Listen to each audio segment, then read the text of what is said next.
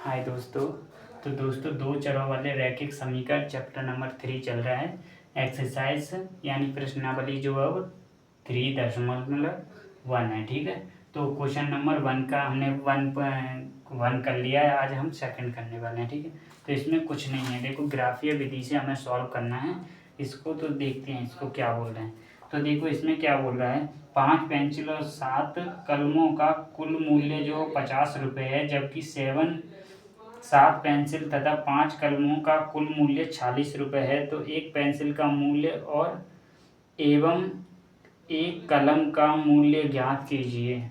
तो ये बहुत सिंपल सवाल है। देखो, ग्राफीय विधि से सॉल्व करना बहुत आसान है। सबसे आसान विधि है ग्राफीय विधि। ठीक है।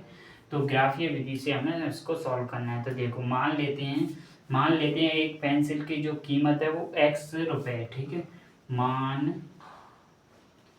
मान लेते हैं कि एक पेंसिल की कीमत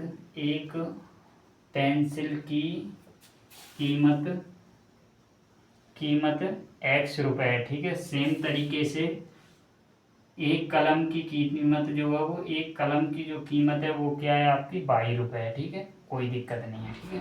तो यहाँ पे अब इक्वेशन निकालनी है। देखो, सबसे पहले क्या बोल रहा है, 5 पेंसिल और 7 कलमों का कुल। देखो, एक पेंसिल की कीमत हमें x पता है, तो 5 पेंसिल की कीमत कितनी हो जाएगी, 5x हो जाएगी। ठीक है। और बोला है एक कलम का कीमत हमने बाई माना है, तो 7 कलम की कीमत 7 बाई हो जाएगी। और बोला है कि टोटल जो योग है वो कितने के बराबर है आपका, 50 के बराबर है। ये बोल रहा है कि 5 कलम और 5 पेंसिल और 7 कलमों का योग जो है वो 50 के बराबर है। इक्वेशन समझ में आ गई होगी। देखो, हमने क्या किया है, एक पेंसिल की कीमत हमने x रुपये मानी है और एक कलम की कीमत जो हमने 22 रुपये मानी है। तो ये बोल रहा है आगे, एक कलम की कीमत पता है तो पाँच पेंसिल की कीमत निकाल ही सकते हैं। मतलब एक पेंसिल की कीमत पता है और तो हम 5 से मल्टीप्लाई कर देंगे तो 5 पेंसिल की। देखो, ऐसे समझो, एक पेंसिल जो है 5 रुपये की है, तो हमें 5 पेंसिल खरीदनी है तो मल्टीप्लाई कर देंगे, सिंपल 25 रुपीज़ की आ जाएंगे। तो सेम तरीके से यही किया है। तो अब जबकि 7 पेंसिल और 5 कलमों का कुल मूल्य जो वो 46 रुपये।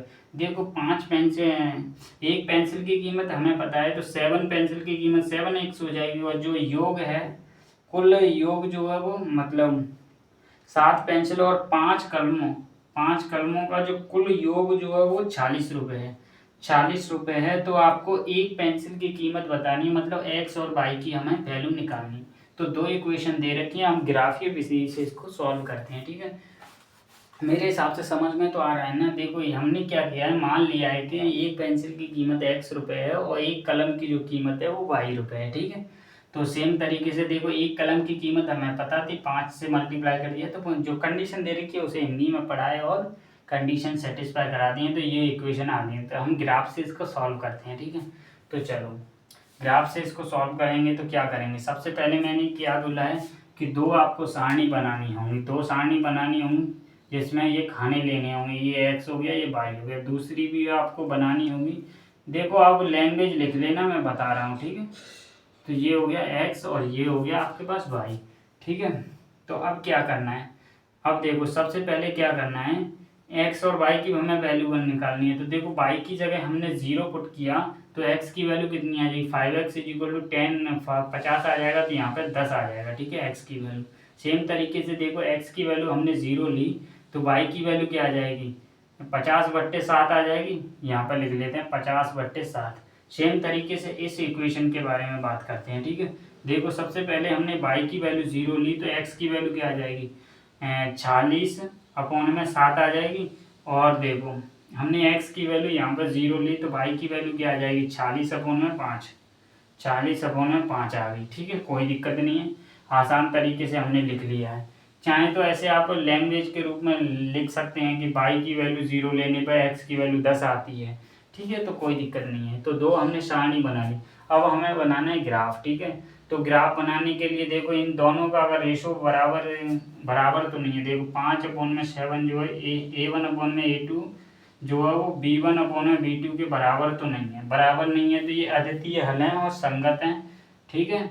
अद्वितीय हल होंगे। ठीक है, अद्वितीय हल होंगे तो देखो अब इसको सॉल्यूशन निकालना है। एक्स और वाई ये दोनों रेखाएं जो वो कहीं ना कहीं क्या कर रही हैं, कट कर रही, तो पॉइंट ऑफ इंटरसेक्शन भी निकालना होगा हमें, वो मैं बताता हूँ कैसे निकालने हैं। ठीक है, तो देखो क्या किया, ये ले लिया हमने, ये ले लिया हमने वाई और ये हमने ले लिया हमने एक्स। ठीक है, कोई दिक्कत नहीं, बड़ा ले लिया इस बार, कोई दिक्कत ना आए। तो अब क्या करना है, देखो फर्स्ट वाली सारणी को अगर चेक करना है तो देखो यहाँ पे जो y की वैल्यू 0 होती है, बिल्कुल होती है। तो x की वैल्यू क्या है, यहाँ पे 10 होगी, कहीं पे 10,0, तो पहले x लिखा जाता है फिर y। तो इस पूरी लाइन पे जो y की वैल्यू तो 0 ही है। देखो यहाँ पे ये y की वैल्यू आती है और ये x की वैल्यू आती है, तो यहाँ 0 से स्टार्ट होता है, तो यहाँ पे क्या है 0 0 0 y की वैल्यू। ठीक है, तो ये आ जाएगा। दूसरा पॉइंट देखो 0,50/7 है। देखो ये x की वैल्यू 0 यहाँ पे कहीं पे होगी और y की वैल्यू ये है, तो ये हो जाएगी आपकी 50/7,0। ठीक है, तो अब इन दोनों को मिला देंगे, तो ये जो वो दोनों को मिला दिया, तो ये वाली जो लाइन की इक्वेशन है वो हमने प्लॉट कर ली है। ठीक है, तो ये इधर जा रही है और इधर जा रही है इन्फानाइट तक। ठीक है, अनंत तक जा रही है। ठीक है, कोई दिक्कत नहीं है। ये हो गया। सेम तरीके से इसको करना है। देखो y की वैल्यू 0 है तो x की वैल्यू क्या है 40/7, तो 40/7 है, ऐसे भाग देंगे तो 749 होता है, यानी 6 पॉइंट समथिंग है। 6 पॉइंट समथिंग है, तो यहाँ पे जो होगा वो 46/7 होगा, (0). ठीक है, तो ये पॉइंट यहाँ पर है। y की भी वैल्यू क्या है, धनात्मक है।